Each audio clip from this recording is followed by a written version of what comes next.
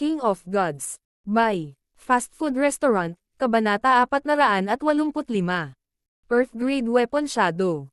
Makalipas ang 5 o 6 na araw, sa kaibuturan ng Sky Cloud Forest. Q. Isang sunod-sunod na hangin at kidlat ang dumaan sa kagubatan, na naging dahilan upang manginig sa takot ang mga kalapit na hayop.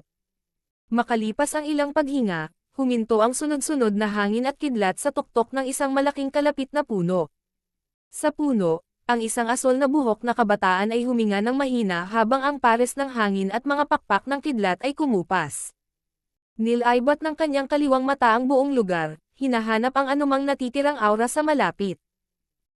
Kahit na ang pinakamaliit na detalye, tulad ng alikabok na lumulutang sa hangin o ang pagbabago sa Heaven-Earth Yuan Qi, ay hindi nakaligtas sa kanyang mata. Dito, hindi maiwasan ni Zhao Feng na magulat habang nakatingin sa harapan. Sa harap ng kagubatan ay isang maliit na batis, at sa tapat ng batis ay isang maliit na kanyan. Naalala ni Zhao Feng ang kanyan na ito.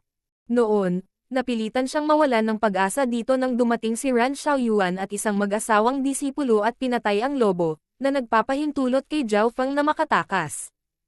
Hindi niya akalain na darating siya dito kapag hinahabol niya ang kalaban.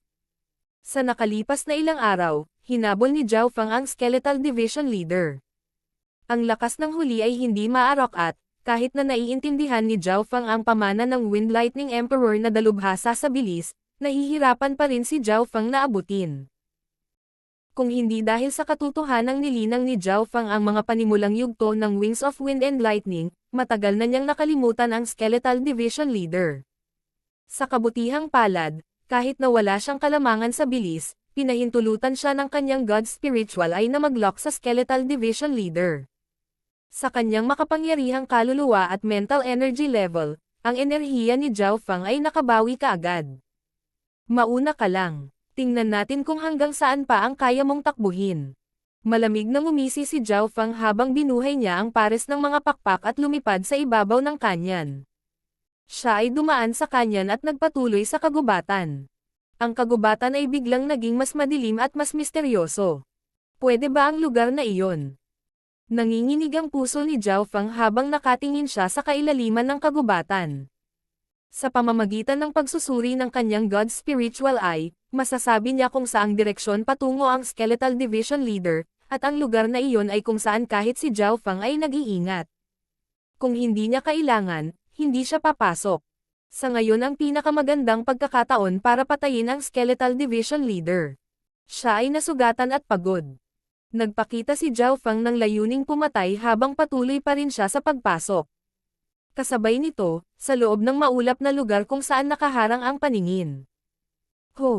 Isang gutay-gutay na kalansay na napapaligiran ng isang patong ng madilim na kumikibot na apoy ang lumitaw. Nakalock sa akin ang asol na buhok na iyon at hindi na lang mawawala. Ang Skeletal Division Leader ay nagngangalit ang mga ngipin sa puot. Sa nakalipas na ilang araw, sinubukan niya ang lahat para takasan si Zhao Feng. Halimbawa, ang paggastos ng mas maraming Yuan Qi at pagtaas ng bilis. Pansamantala itong magiging 2 beses ng mas mabilis kaysa kay Zhao Feng. Gumagamit din ito ng mga lihim na pamamaraan na magtatago ng landas nito at lumikha ng mga maling aura na magtatangka na linlanggan ang kaaway. Gayunpaman, anuman ang gawin nito, hindi nito maitapon si Zhao Feng. Sa huling 2 araw, naisip nito na matagumpay nitong naitapon si Zhao Feng, kaya nagpakawala ito ng hininga at nagtago sa isang tagong lugar upang subukang gumaling. Gayunpaman, makalipas ang 1 oras, lumitaw ang Eye of Heaven nang wala saan at nagpadala ng nagninangas na apoy sa kaluluwa nito, na nagpalalim sa mga sugat nito. Malapit na ako sa 100 Graves Forbidden Ground. Ang bilang ng mga eksperto na maaaring makapasok dito at mabuhay ay mabibilang sa isang kamay. Ang Skeletal Division Leader ay ngumisi habang ang nakapalibot na apoy nito ay lumiwanag at ito ay dumaan sa ambon. Maya-maya, dumating ang Skeletal Division Leader sa isang lugar ng mga buto. May isang misteryosong kapangyarihan na pumuno sa hangin. Mayroong 100 libingan na nakapalibot sa lupa sa gitna. Sa pinakagitna ay may nakatayong bato na katulad ng isang altar. Kahit ang isang taong kasing lakas ng Skeletal Division Leader ay nakaramdam ng pagkabalisa at lamig nang pumasok ito sa lugar. Pagkatapos ay maingat nitong inilabas ang isang sirang piraso ng Blood Jade. Kahit na ang mga soberano ay hindi madaling harangin ang sumpa kung pupunta sila rito. Sa kabutihang palad, nakapunta na ako dito kasama ang Patriarch noon at may mga paraan upang labanan ito. Ang Skeletal Division Leader ay nakaupo sa gitna ng lupa, ngunit hindi ito nang ahas na lumapit sa mga libingan. Matapos makapasok sa 100 Graves Forbidden Ground, ang puso ng Skeletal Division Leader ay sa wakas ay nakaka-relax. Hindi ito natakot sa pagdating ni Zhao Fang. Inaabangan pa nito ang pagdating niya. Kung siya ay dumating, ang sumpa lamang ay magiging isang abala. Ayon sa alam nito, iilan lamang sa mga sovereign ang ganap na makaka-address dito nang hindi nasaktan. Ang average sovereigns ay kailangang magbayad ng presyo para makapasok dito. Kalahati ng oras na tumagal upang gumawa ng tsaa mamaya. Hiu. Ang tunog ng hangin at kidlat ay lumitaw mula sa maulap na sona sa labas. Nandito na siya. Tumibok sa tuwa ang puso ng Skeletal Division Leader. Hindi na ito makapaghintay hanggang sa pumasok si Zhao Fang. Hehe, papasok na ako. Isang mahinang tawa ang umalangaw mula sa maulap na lugar nang pumasok siya sa 100 Graves Forbidden Ground. Sa sandaling sabihin ang mga salita, isang asol na buhok na kabataan ang lumutang sa lugar. Wu! Ang kapangyarihan ng sumpa ay nagtangkang sirain si Zhao Fang. Ang kaliwang mag-aaral ni Zhao Fang ay nagkontrata at nagpakawala ng isang tipak ng nakakatakot na aura na pag-aari ng sinaunang panahon, na naging sanhi ng pagkawasak ng sumpa. Talagang naglalakas loob na pumunta rito ang batang iyon. Ano? Aura noong sinaunang panahon. Halos masunog ang puwit ng Skeletal Division Leader mula sa pagkakaupo habang pinagmamasdan si Zhao Fang na mayabang na pumasok. Sa mga tuntunin ng pagharap sa sumpa mula sa lugar na ito, si Zhao Fang ay mas mahinahon kaysa sa Skeletal Division Leader. Hindi na niya kailangang gumawa ng kahit ano, habang ang Skeletal Division Leader ay kailangang bigyang pansin ang sumpa. Nangangahulugan ito na ang lakas ng labanan ni Zhao Fang ay hindi limitado samantalang ang Skeletal Division Leader ay. Ang biglaan at hindi inaasahang pagbabagong ito ay halos umubo ng dugo ang Skeletal Division Leader. Wind Lightning Crackling Strike. Nang walang sinasabi, agad na umatake si Zhao Fang. Boom! Isang malaking talam ng hangin at kidlat ang tumama patungo sa Skeletal Division Leader. Matapos mawala ang Gold and Silver Whip, magagamit na lang ng Skeletal Division Leader ang natitirang braso nito para sagupaan ang suntok ni Zhao Fang. Ding! Napaatras ng ilang hakbang ang Skeletal Division Leader, at may ilang scorch marks ang naiwan sa katawan nito, ngunit hindi ito masyadong nasugatan. Skeletal Division Leader, tingnan natin kung hanggang kailan ka magtatagal sa gutay-gutay na katawan na iyon. Ngumiti si Zhao Fang at sinabing may lubos na pagtitiwala. Sa nakalipas na ilang araw, ang lakas ng labanan ni Zhao Fang ay halos maihahambing sa kalahating hakbang na Origin Core Realm. Sinimulan ni Zhao Fang na gamitin ang mga diskarte mula sa Wind Lightning Stone Tablet sa aktwal na labanan. Sa bawat aksyon, siya ay magiging dahilan upang ang Lightning Yuan Qi sa malapit ay yumangal at sumipol. Higit pa rito, ang kapangyarihan ng bawat galaw ay maaaring lumakas sa paglipas ng panahon habang siya ay lumaban. Sa mga tuntunin ng kaluluwa, si Zhao Fang ay maihahambing sa Origin Core Realm. Ito ay dahil sa epekto ng Wood Spirit Soul Essence at ang layunin ng isa sa kalikasan na natutunan niya mula kay Xin Wuang. Sa mga tuntunin ng layunin, malapit din siya sa pinakamataas na True Lord rank. Ito ay nagbigay daan kay Zhao Fang na magkaroon ng battle power na malapit sa limitasyon ng True Lord rank kahit na siya ay nasa early stage pa lang na True Lord rank. Junior, huwag kang mayabang. Hindi mo ako matatalo. Malungkot ang ekspresyon ng Skeletal Division Leader. Ang lakas ng labanan nito ay mas mahina kaysa 5 o 6 na araw na nakalipas. Sa kabaligtaran, tumaas ang battle power ni Zhao Fang habang patuloy niya itong ginagawang perpekto sa totoong labanan. Pang pang pang. Ang Skeletal Division Leader ay umatras, hindi na nakasabay sa paghampas ni Zhao Fang. Maaaring tanggapin ng Skeletal Division Leader ang mga normal na pag-atake ni Zhao Fang, ngunit patuloy na gumagamit si Zhao Fang ng Eye Bloodline Technique sa mga kritikal na sandali, na mas makakasakit sa kaluluwa ng Skeletal Division Leader. Ang mga nakatagong diskarte ng Skeletal Division Leader ay higit sa lahat ay mga ghost technique na labis na ikinagalit ng mga normal na eksperto, ngunit sa kasamaang palad para dito, si Zhao Feng ay nababanat sa mga pag-atake ng mental energy.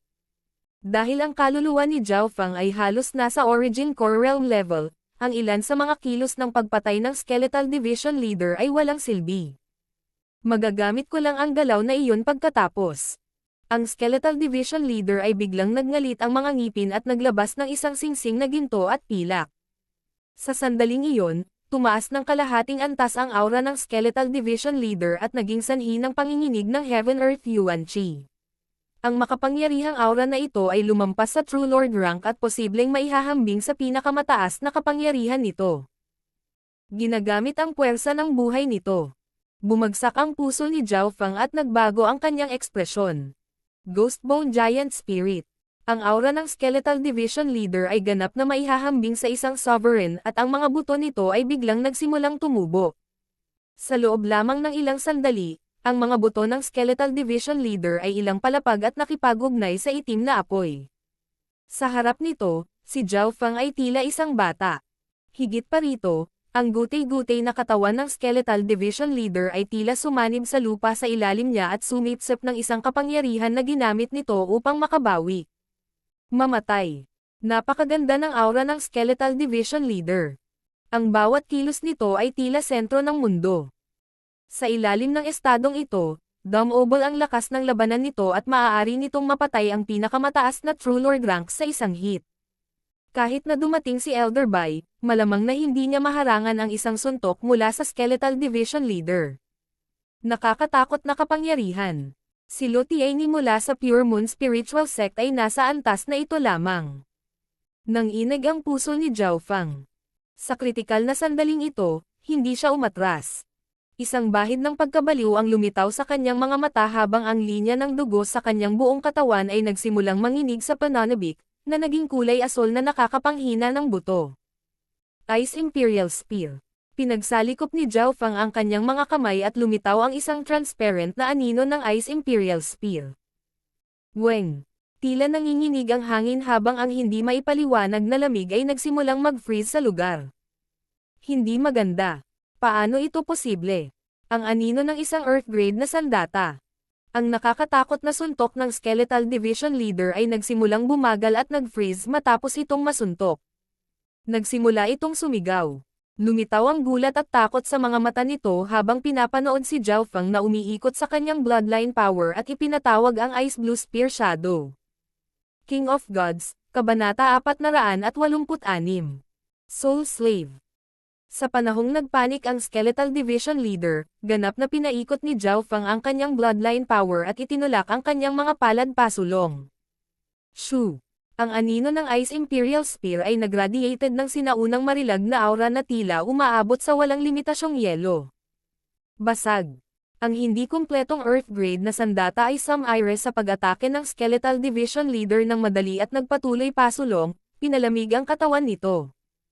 Puno ng takot ang mukha ng Skeletal Division Leader at sinubukan nitong umatras, ngunit abnormal na mabagal ang mga galaw nito. Mamatay. Inilipat ni Zhao Feng ang kanyang bloodline power para mapanatili ang Spear Shadow at itinulak palabas sa pangalawang pagkakataon. Isang misteryosong ice blue light ang bumalot sa lugar. Basag.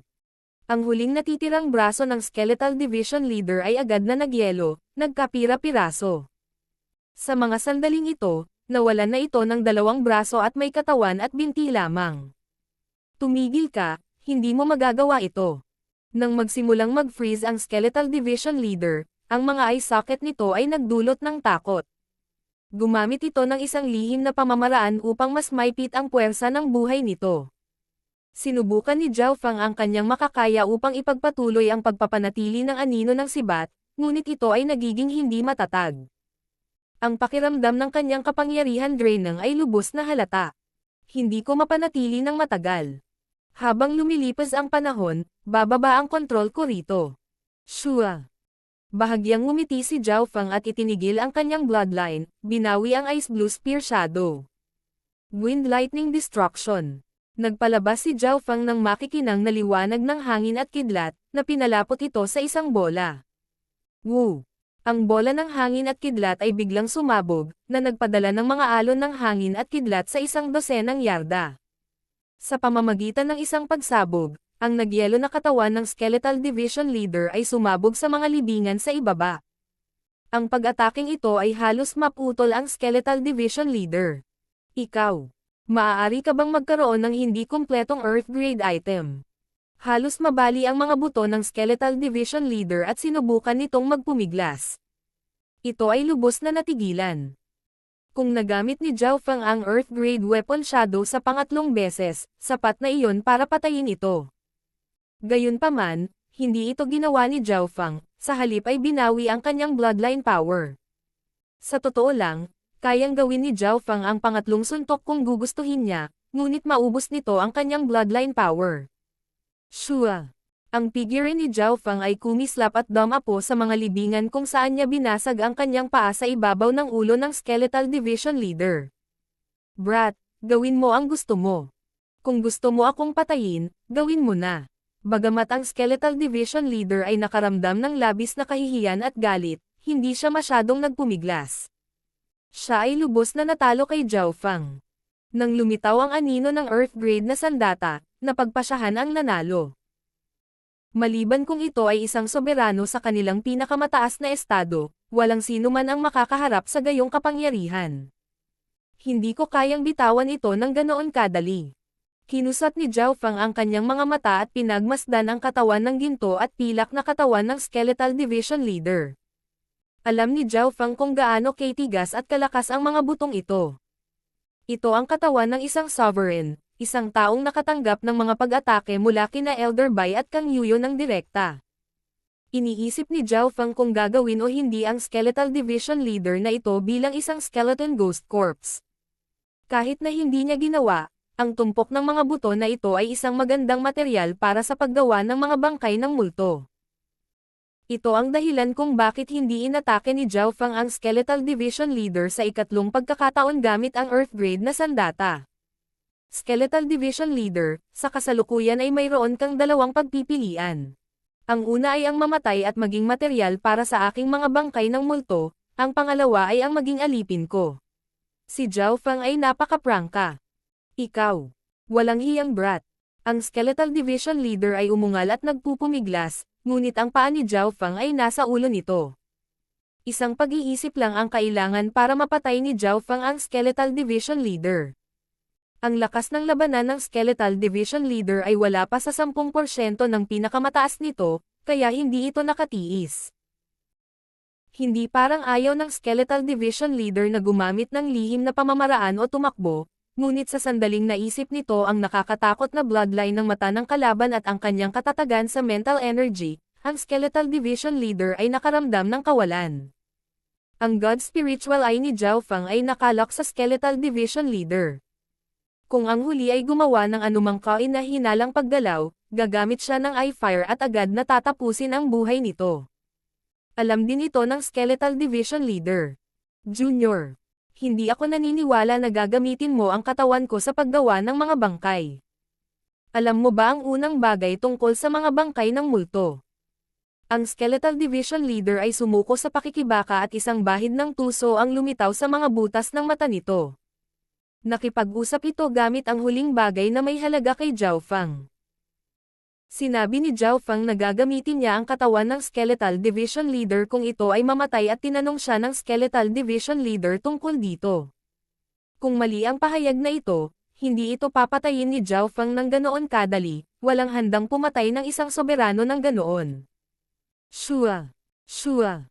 Dalawang Dark Silver Ghost Corpses ang lumitaw sa kaliwa at kanan ni Zhao Feng. Ang kanilang mga aura ay umabot sa maagang yugto ng True Lord rank. Kumikislap ang mga eye sockets ng Skeletal Division Leader. Halatang masasabi nito ang lakas ng dalawang ito. Higit pa rito, isang maliit na itim na perlas sa kamay ni Zhao Feng ang nakakuha ng atensyon ng Skeletal Division Leader. Ang dalawang Dark Silver Ghost Corpses ay kinuha mula sa itim na perlas na ito. Yung itim na perlas. Tumibok ang puso ng Skeletal Division Leader. Nagdadalubhasa ito sa mismong mga bangkay ng multo o kung hindi ay hindi nito gagawing kalansay ang sarili upang makatakas sa pag-atake ng 10 mahusay na puwersa sa unang lugar.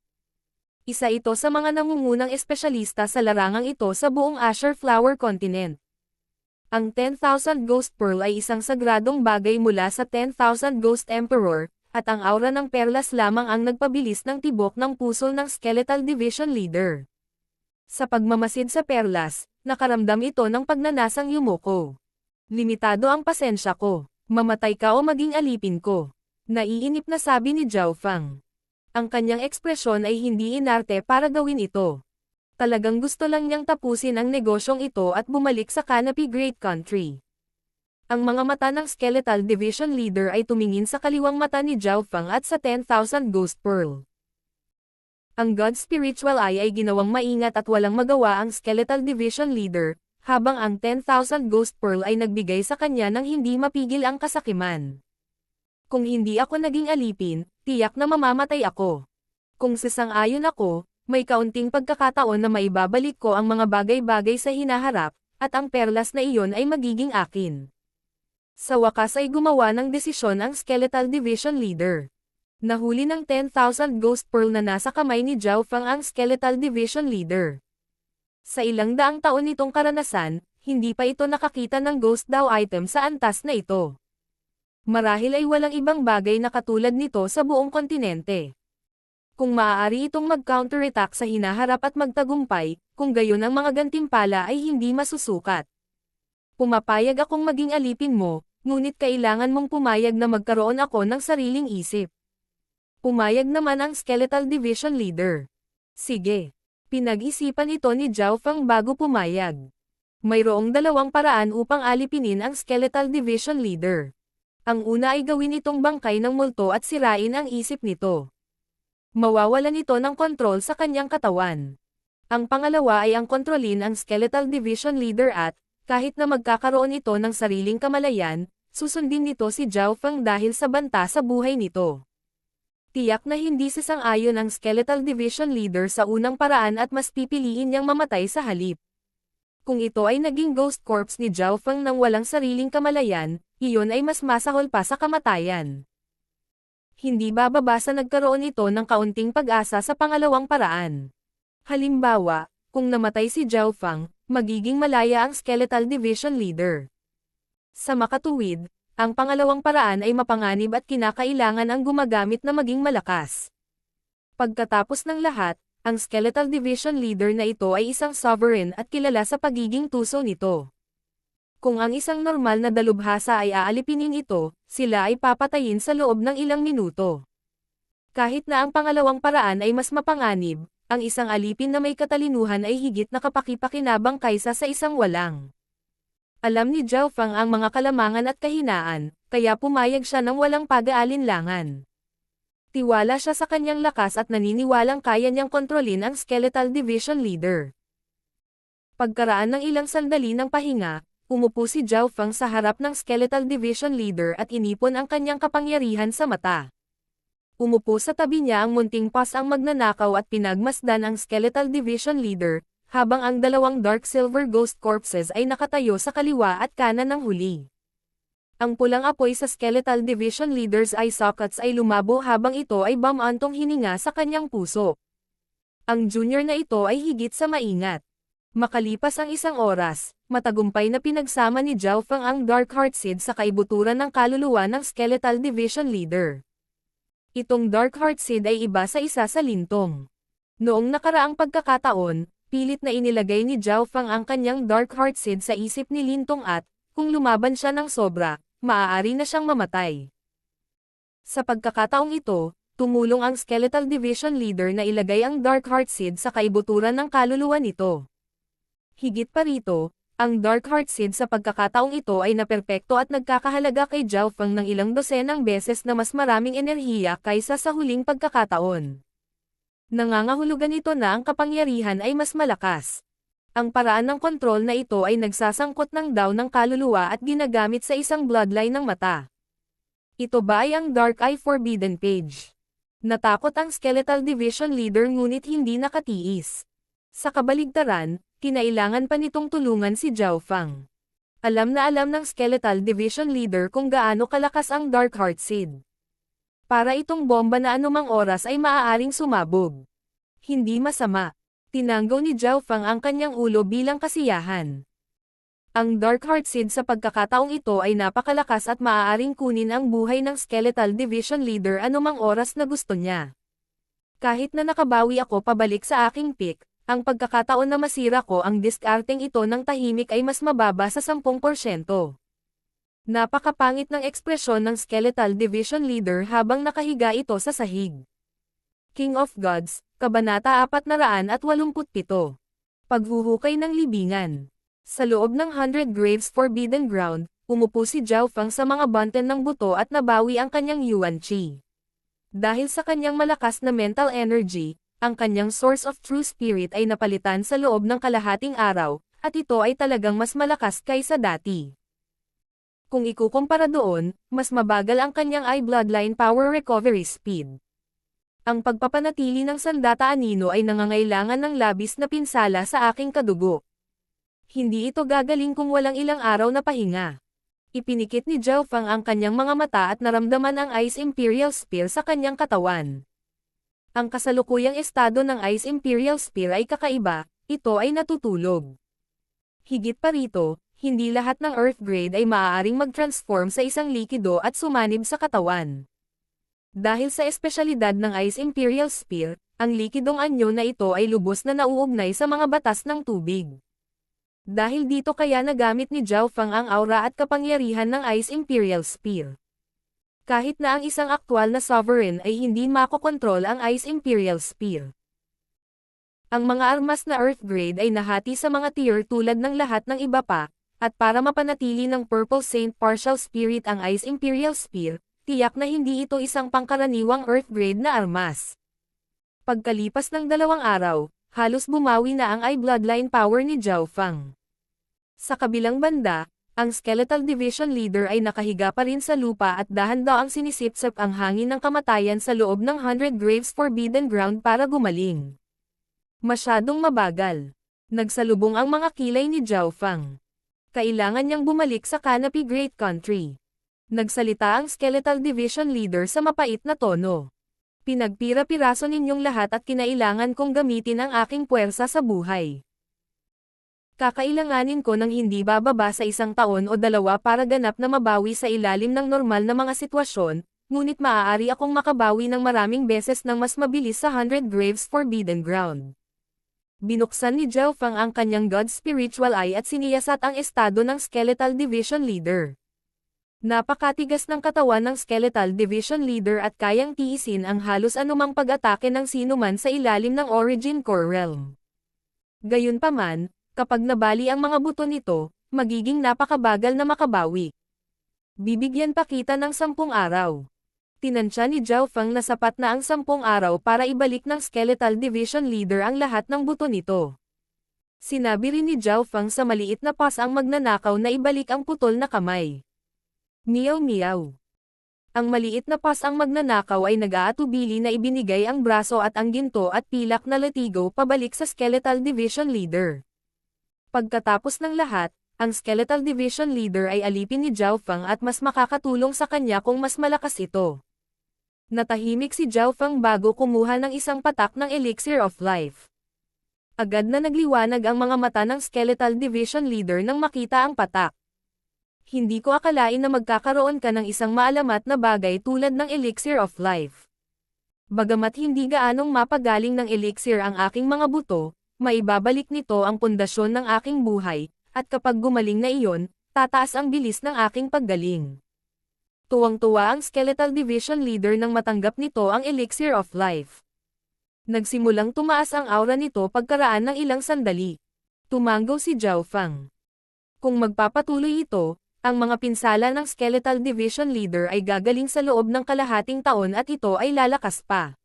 Sa panahong ito, nagsimulang maglakad si Zhao Fang sa 100 Graves Forbidden Ground. Nakuha ng malalaking libingan ang atensyon ni Zhao Fang. Si Zhao Fang at ang maliit na pas ang magnanakaw ay dumating sa parang altar na lugar sa pinakagitna noon at nakikiusyoso pa rin tungkol dito. Bumaling ang tingin niya sa Skeletal Division Leader. Marahil ang miyembrong ito ng Scarlet Moon Demonic Religion Upper Echelon ay makakaalam ng ilang sikreto. Ito ay isang teleportation stand na humahantong sa labas, na nilikha ng Patriarch at ilang iba pa ilang daang taon na ang nakalilipas. Mahirap na lumikha kahit noong panahong mayroon kaming lahat ng mga mapagkukunan sa kontinente. Mahina ang boses ng Skeletal Division Leader. Teleportation stand sa labas. Bahagyang tumalon ang puso ni Zhao Fang. Medyo alam niya ang tungkol sa arrays at may mga hula siya noong una siyang pumunta rito, ngunit hindi niya inaasahan na konektado ito sa mga lugar sa labas ng Azure Flower Continent. Ibig sabihin ba nito ay maaari na akong umalis sa Azure Flower Continent at pumasok sa ibang mga lugar? Hindi si Zhao Fang ang palaka sa isang balon mula noon. Nakipag-away siya sa mga henyo ng 2 star na sekta noon at mayroon siyang disenteng kaalaman sa labas ng mundo. Kung ito ay ilang daang taon na ang nakalilipas, oo, ngunit ang teleportation stand dito ay nasira mula sa labanan noon at hindi nagamit ng mahabang panahon. Mahirap sabihin. Bumantong hininga ang Skeletal Division Leader at umiling. Halatang hindi nito alam kung gagana ang stand o hindi. Tumanggaw si Zhao Fang at nagsimulang suriin ang lugar. Meow meow. Ang maliit na figure ng pas ang magnanakaw ay nagsimulang lumibot sa malapit habang ang mga mata nito ay gumagalaw pabalik-balik. Nang muli silang pumasok sa silid, wala itong laman. Isang scroll ang lumitaw sa kamay ni Zhao Fang, na naglalaman ng mga salita na hindi niya maintindihan kahit hanggang ngayon. Ang Three Saints Palace ay naging hindi natitinag sa lugar ng alikabok. Nitong mga nakaraang araw, naakit pa nito ang ilang one-star faction na muntik nang basagin ang Curse of 100 Graves. Ngayon, naubos na ang enerhiya ng teleportation array. Aalis muna itong subordinate. May mga hula si Zhao Fang. Hindi mahirap pag-aralan na ang teleportation array na ito ay nilikha sa tulong ng mga puwersang nasa labas. Sinabi rin ng Skeletal Division Leader na hindi ito kayang likhain ng mga mapagkukunan ng kontinenteng ito. Meow meow. Ang maliit na pas ang magnanakaw ay nagsimulang maghukay sa hindi kalayuan. Weng. Ang buong 100 Graves Forbidden Ground ay nagsimulang manginig habang ang isang makapangyarihang invisible na sumpa ay umahan patungo sa maliit na pas ang magnanakaw. Ang kapangyarihan ng sumpa ay 10 beses na mas malakas kaysa karaniwan, at maging si Zhao Fang at ang Skeletal Division Leader ay naapektuhan. Tumigil, iyan ang pinagmulan ng sumpa ng 100 Graves Forbidden Ground. Malaking pagbabago ang ekspresyon ng Skeletal Division Leader habang sinusubukan nitong pigilan ang maliit na pas ang magnanakaw. Ang mga aksyon ng maliit na pas ang magnanakaw ay labis na walang galang sa 100 Graves Forbidden Grounds, na hinahamon ang kabangisan nito. Hindi maganda. Nakuha ng God Spiritual Eye ni Zhao Fang ang isang bakas ng Invisible Curse Power na umaakyat patungo sa maliit na pas ang magnanakaw. Shua! Inilibot ni Zhao Fang ang kanyang God Spiritual Eye at nagpadala ng tipak ng sinaunang aura patungo sa maliit na pas ang magnanakaw. Meow meow. Ang munting pas ang magnanakaw ay ngumiti at pamitik sa hangin bago naglabas ng isang misteryosong maitim na punyal. Lumilikha ng malabo ang maitim na punyal sa bawat galaw, at biglang nagbago ang hindi nakikitang kapangyarihan ng sumpa. Woo!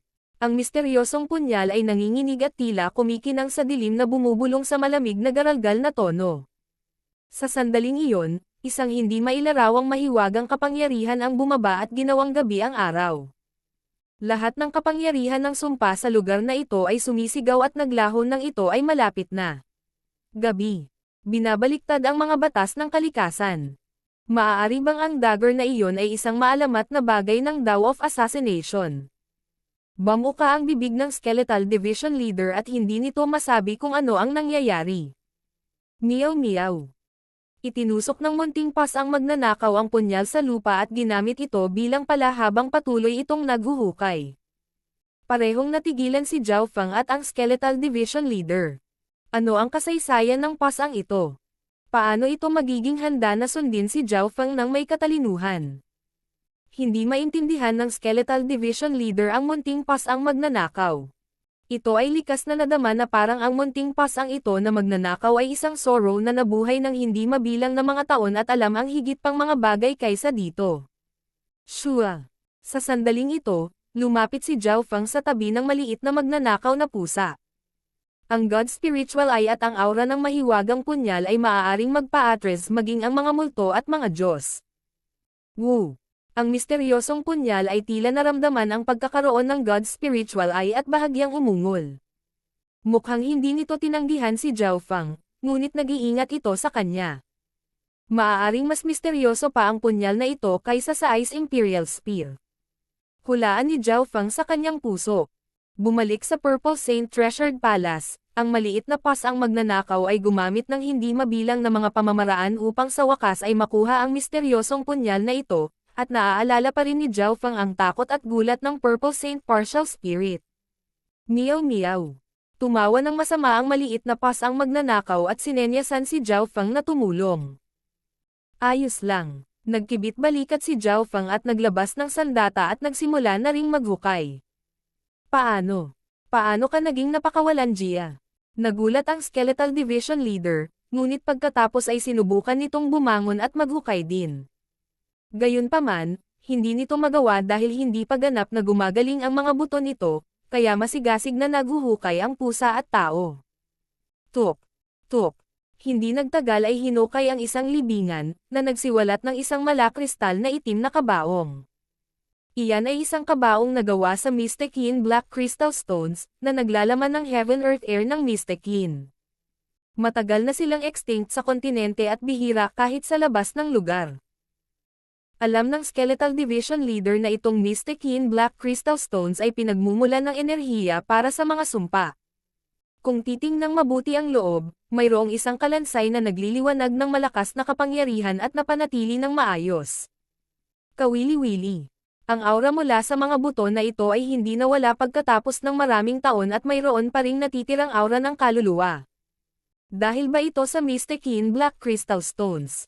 Si Zhao Feng ay napaka-curious.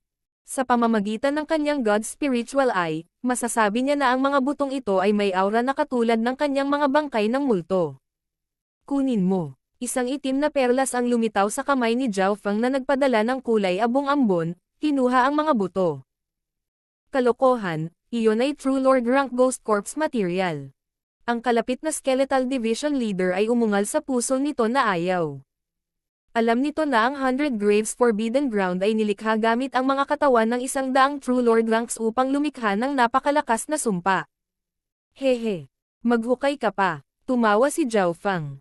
Ramdam na ramdam niya ang pananabik ng 10,000 Ghost Pearl matapos niyang kunin ang isang katawan. Para bang ito ay gutom. Tuk, tuk, tuk. Hindi pinansin ng pusa at tao ang kapangyarihan ng sumpa at nagpatuloy sa paghuhukay. Pinapanood ang makapangyarihang katawan pagkatapos ng malakas na katawan na hinihigop sa 10,000 Ghost Pearl, ang puso ng Skeletal Division Leader ay nanginag. Ano? Ano ang iniisip ng batang ito? Gusto ba niyang lumikha ng hukbo ng mga bangkay ng multo? King of Gods, Kabanata 488. 100 Corpse Plan. Sa umaga ng ikalawang araw, ang mga libingan ay ganap na walang laman. Mayroon lamang malalaking butas na walang laman na amoy dumi. Iniligpit ng tao at pusa ang mga gamit at ngumiti. Ang Skeletal Division Leader ay napunta sa pagkagulat, pagkatapos ay sa inggit at selos. Sa huli, naz-anay na rin siya. 100 kalansay. Arg.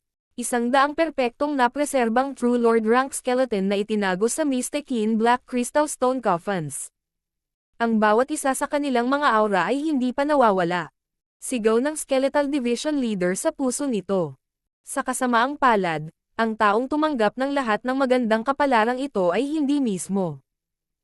Kahit na alam nito na mayroong 100 True Lord Rank na mga bangkay sa ilalim ng lupa, wala itong kakayahang kunin ang mga ito. Sa kabilang banda, nagawang mahukay ng isang bata at isang pusa ang pinagmulan ng kapangyarihan ng 100 Graves Forbidden Ground. Hindi masama, hindi masama. Munting pas ang magnanakaw, marami ka nang nagawa sa pagkakataong ito. Pulang-pula ang mukha ni Zhao Feng sa tuwa. Kapag ang daang mga katawan ng True Lord Rank na ito ay naging mga ghost corpses, magkakaroon siya ng buong hukbo ng True Lord Ranks. Ang sinumang may hawak ng gayong kapangyarihan ay maaaring magwalas sa malalakas na bansa at angkan tulad ng larong pambata. Kahit na ang isang mahusay na bansa ay maaaring masira ng madali. Siyempre, hindi isang madaling gawain na gawing mga bangkay ng multo ang lahat ng mga katawan na ito. Bilang karagdagan, ang dami ng oras at enerhiya na kinakailangan ay magiging napakahusay. Ang dalawang True Lord rank Ghost Corpses na pag-aari na ni Zhao Feng ay dinambong. Ang pag-upgrade ng Ghost Corpse sa True Spirit Realm ay mangangailangan ng mahabang proseso. Kaya kong kontrolin ang mga bangkay ng multo, pero hindi ako espesyalista. Upang pinuhin ang 100 True Lord rank Ghost Corpses mula sa simula. Sumulyap si Zhao Feng sa Skeletal Division Leader, na naging dahilan ng pagsinok nito. Ilang sandali pa, at ang napakagandang gawaing ito ay magiging iyo. Ngumiti si Zhao Feng at tinapik ang balikat ng Skeletal Division Leader. Nanginginig ang Skeletal Division Leader at halos malaglag ang mga buto nito sa buong lugar. Bagaman ang mga kalansay na ito ay lahat ay may pundasyon ng isang True Lord rank, ang paggawa ng alinman sa mga ito sa isang Ghost Corpse ay mangangailangan ng 1 toneladang pagsisikap at enerhiya. Ang Skeletal Division Leader ay may pusong umiyak. Ginagamit lang ito ni Zhao Feng bilang paggawa. Gayunpaman, kontrolado niya ang buhay nito, kaya kailangan itong sumunod sa kanyang mga utos. Hinawakan ni Zhao Feng ang 10,000 Ghost Pearl at pinagsanib ang kanyang kamalayan dito. Ang 10,000 Ghost Pearl ay mamasa-masa at natatakpan ng ambon. 2 Dark Silver Ghost Corpses ang nakahiga sa sulok at dinadalisay ng hangin ng kamatayan sa loob ng 10,000 Ghost Pearl. Ang makapangyarihang mga aura at kaluluwa ng daang True Lord rank skeleton ay nagsimulang magbago pagkatapos makapasok sa perlas. Ang 10,000 Ghost Pearl ay tila may misteryosong kapangyarihan na lubos na angkop para sa pagpapalakas at pagpapalaki ng mga bangkay ng multo. Si Zhao Feng ay hindi masyadong nagsaliksik tungkol sa 10,000 Ghost Pearl. Pagkatapos ng lahat, ang kanyang pangunahing kakayahan ay ang kanyang Eye Bloodline at ang mana ng Wind Lightning Emperor. Nakikisawsaw lang siya sa mga bangkay ng multo. Sa bilis nito, ang daang True Lord rank skeleton na ito ay automatikong magiging Ghost Corpses pagkatapos ng ilang taon, o marahil ay 12-12 taon. Makalipas ang ilang araw, Iron Dragon Strong Country. Sa tigang na disyerto, isang kastilyo ang halos natatakpan ng buhangin. Ang dating napakalaking kastilyo ay nasira, at ang tagwan ng Iron Dragon Alliance ay nawasak. Bukod sa Skeletal Division Leader, ang natitirang upper echelons ng Iron Dragon Alliance ay maaaring nahuli o napatay. Ang mga nakatakas ay hindi sapat para gumawa ng anuman. Bagamat mahigit 12 araw na ang lumipas, marami pa rin ang mga eksperto na naruroon. Nandito pa rin si Old Su, Elder Bai, Kang Yuyo, Lin Tong, at mga kasama. Marahil ay nagbabantay sila sa pagbabalik ng Skeletal Division Leader, o baka may iba pa silang inaasahan. Ang Zhao Feng na iyon ay umalis upang ituloy ang isang miyembro ng Scarlet Moon Demonic Religion Upper Echelon. Malamang na hindi masyadong maganda ang sitwasyon. Tumingin si Lin Tong sa labas at mamulong sa sarili. Sa kaibuturan ng kanyang puso, talagang hinangaan niya si Zhao Feng, sa parehong lakas at tapang, ngunit umaasa siyang papatayin si Zhao Feng upang maibalik niya ang kanyang kalayaan. Alam niyang hindi masyadong mataas ang pagkakataon. Ang kapangyarihan ng kaluluwa at mata ni Zhao Feng ay isang bagay na maaari lamang niyang tingnan. Ang kabataang iyon ay naging isang napakahusay na kamanghamanghang henyo, at isang hari ng lugar ng Cloud pagkatapos bumalik. Higit 12 araw na ang nakalipas, ngunit wala pa ring balita. Nabahala ang Old Su. Walang sumang-ayon sa pagpili ni Zhao Feng na sundin ang Skeletal Division Leader. Kahit na ang Scarlet Moon Demonic Religion ay nawasak, sila ay kakilakilabot pa rin. Sino ang nakakaalam kung gaano karaming mga paraan ang isang division leader ay may up ng kanilang manggas? Brother Su, hindi mo kailangang mag-alala masyado. Si Zhao Feng ay mukhang hindi masyadong mayabang. Dapat ay mayroon siyang maaasahan kung maglakas loob siyang ituloy ang Skeletal Division Leader ng mag-isa. Bahagyang ngumiti si Elder Bai. Wala siyang pakialam sa buhay o kamatayan ni Zhao Feng, ngunit iniisip niya kung anong uri ng pagpatay ang gagawin ni Zhao Feng pagkatapos bumalik mula sa hindi kilalang mana. Sa gabing ito, isang makinang na arko ng kidlat ang bumungad sa kastilyo. Bumalik na ako. Isang alon ng hangin at kidlat ang umihip sa kastilyo. Nakaramdam ng kaunting kilig ang Old Su at ang mga kasama, ngunit kakaiba ang pakiramdam nito. Tumalon ang puso ng lahat habang nakatingin sila sa asol na buhok na kabataan sa hindi kalayuan. Sa wakas nakabalik ka na. Mabuti yan. Ang Old Su ay gumaan, at maraming tao ang nagpakawala ng mahabang hininga.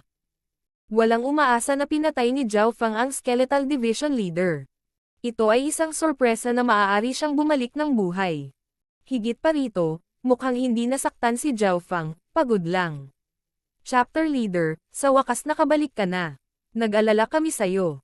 Si Dai Ye at Jiang Sanfeng ay lumabas mula sa kabilang panig ng kastilyo. Dumiretso si Zhao Fang sa kastilyo pagkatapos gamitin ang kanyang Eye of Heaven, naiwan ang dalawa. Pagdating nila, nawala na si Zhao Fang. Pagkatapos magtanong-tanong, sinabihan sila na hinabol ni Zhao Fang ang Skeletal Division Leader at nagulat sila. Maraming tao ang hindi man lang gustong makipagkita sa isang Division Leader, at ikaw lang ang naghahabol sa isa. Gayunpaman, ang ligtas na pagbabalik ni Zhao Fang ay nagpakawala ng hininga sa iba. Kasama rito si Lin Tong, na mapait na bamantong hininga. Hindi niya tinakasan ang kapalaran ng pagiging alipin ni Zhao Fang. Sinulyapan ni Elder Bai si Zhao Fang na may komplikadong ekspresyon. Naisip niya na, kahit na hindi nagawang patayin ni Zhao Fang ang Skeletal Division Leader, masasaktan man lang siya, ngunit ayos lang siya. Sa puntong ito ng oras, lahat ay tumingin ng may pagtataka kay Zhao Fang. Ano ang huling resulta? Zhao Fang, naabutan mo ba ang Skeletal Division Leader? Nagtataka na tanong ni Elder Bai. Ang lahat, kabilang ang Old Su, Kang Yuyo, Lin Tong, at ang dalawa mula sa Canopy Great Country, ay nakatuon sa tanong na ito. Naabutan ko ba? Naguguluhan si Zhao Fang. Tila naisip ng lahat na hindi man lang niya naabutan ang Skeletal Division Leader dahil hindi naman siya mukhang lumaban. Para siyang lumabas para magbakasyon. Lahat, ang problema ng Skeletal Division Leader ay nalutas na. Walang natira sa cloud area. Aalis na ako kaagad. Ngumiti si Zhao Fang. Pakiramdam niya ay ligtas siya at natapos na matapos malutas ang lahat sa lugar ng cloud. Higit pa rito, nakuha niya ang higit pa sa kanyang naisip pagkatapos na pumunta dito. Nang marinig ito, tuwang-tuwa ang lahat at tila nahawa sa kaligayahan ni Zhao Fang. Mula ngayon, ang Iron Dragon Alliance ay isang bagay ng nakaraan. Pumalakpak ang Old Su. Alam niyang hindi madaling aalis si Zhao Fang nang hindi neresolba ang lahat sa cloud area. Zhao Fang, napatay mo ba ang Skeletal Division Leader? Naramdaman ni Elder Bai na may mali. Ang sinabi lang ni Zhao Fang ay neresolba, hindi pinatay. Malaki ang pagkakaiba ng dalawa. Nang marinig ito, muling nabaling ang tingin ng lahat kay Zhao Fang. Tama, paano nalutas ang problema sa Skeletal Division Leader? Patay na ba ang Skeletal Division Leader? Ang lahat ay tila hindi nasisiyahan sa salitang neresolba at gustong malaman ang mga detalye. Kumislap ang mga mata ng Old Su at parang may lihim na kasama. Lahat, huwag kayong mag-alala. Bagamat hindi pa patay ang Skeletal Division Leader, hindi na ito mananakot sa cloud area. Walang nakaintindi sa ngiti ni Zhao Fang. Ayaw niyang malaman ng maraming tao na ang Skeletal Division Leader ay nasakop niya, lalo na si Elder Bai. Ang Skeletal Division Leader ay hindi patay. Maraming tao ang naruroon ng malamig, at isang patong ng kadiliman ang tumakip sa kanilang kaligayahan. Ang itaas na echelon ng Dragon Killing Alliance ay nakaramdam ng pagkabalisa. Bagamat malakas si Zhao Fang at wala ng mga banta sa cloud area, hindi pa rin sila mapalagay. Ang isang Scarlet Moon Demonic Religion Subdivision sa kanilang peak ay sapat na para paksain ang cloud area, at ngayon ay mayroon pang division leader sa isang lugar doon. Nagsalubong ang mga kilay ni Lin Tong. Dahil sa tiwala ng ngiti ni Zhao Fang, napagtanto niya na ang sitwasyon ay hindi tulad ng iniisip ng lahat. Gayunpaman, anuman ang itanong nila, ngumiti si Zhao Fang at hindi nagbigay ng malinaw na tugon. Maaaring si Zhao Fang ay kontra-atake ng Skeletal Division Leader at kontrolado nito. Isang malamig na liwanag ang sumilay sa mga mata ni Elder Bai, ngunit hindi siya kumibo bago kumpirmahin ang katotohanan. Higit pa rito, hindi niya madaling talunin si Zhao Fang. Ang pagkakataon ng tagumpay ay 50% lamang. Makalipas ang kalahating araw, umalis lahat sina Elder Bai, Kang Yuyo, at ang iba pa. Sina Zhao Feng at Old Su ay nagsasalita sa loob ng isang lihim na silid sa ilalim ng kastilyo. Brother Zhao, ano ang sitwasyon? Kung aalis ka ng ganito, paano ako magiging ligtas? Tanong ng Old Su. Gusto mong malaman kung nasaan ang Skeletal Division Leader? Tama iyan. Nagngangalit ang Old Su. Hehe, di ba nasa tabi mo lang siya? Isang madilim na ambon ang kumalat sa buong silid. Nang marinig ito, naningkit ang mga mata ni Old Su. Isang pamilyar na kalansay ang makikita sa ambon at dalawang madilim na pulang apoy ang kumikibot sa mga butas ng mata nito. Skeletal Division Leader. Tumindig ang balahibo ng Old Su at muntik na siyang malaglag sa kinauupuan.